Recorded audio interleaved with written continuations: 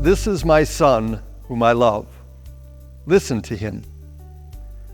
We might have expected God the Father to say, "Look at him," but instead he said, "Listen." Now you might remember the context. Jesus had taken Peter, James, and John up a high mountain. There he was transfigured before them.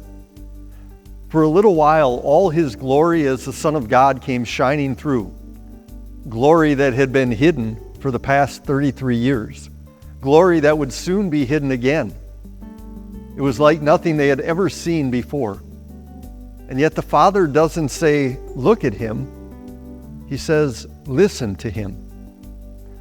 How easy it would have been for Jesus' disciples to get caught up in this glorious scene and forget about Jesus' ultimate purpose, to suffer and die on the cross for the sins of the whole world. By listening to Jesus, they would understand how necessary this was. By listening, they would learn that his sacrifice was for them and for all.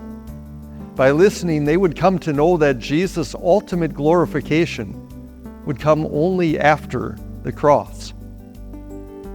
Listen to him. The Father's words are for us too.